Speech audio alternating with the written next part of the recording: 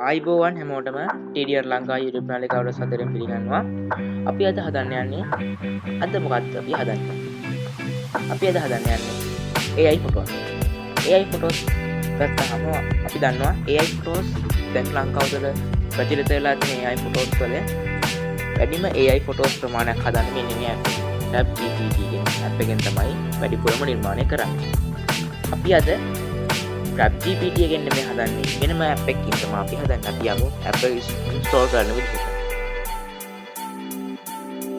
ඉස්සල්ලාම අපි යන්න ඕනේ මේ විදිහට Play Store එකට ගිහිල්ලා අපි search bar එකට ගිහිල්ලා search කරනවා මේ විදිහට photo AI photo කියලා මේ විදිහට search කරාම ඔයාලට enter කරාම ඔයාලට මේ photos පේනවා.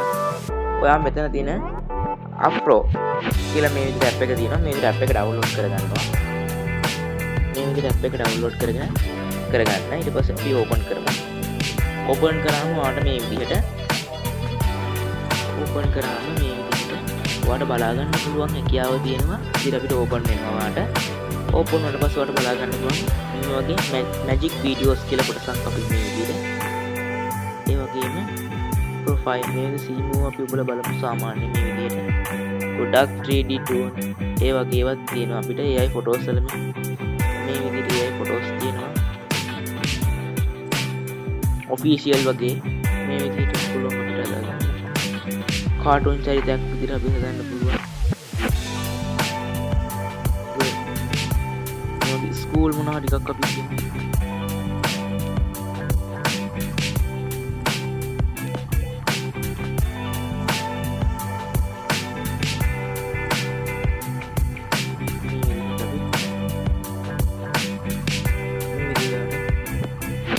වගේ AI photos දිගින් මේ අපි ගමු.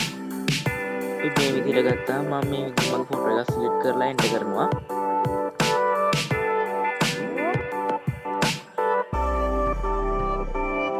මේ විදිහට අපිට ෆොටෝ එක ලබා ගන්න පුළුවන්. මෙවැනි වටිනා වීඩියෝ නිරමීමට TDR ලංකා YouTube channel එක subscribe කරන්න.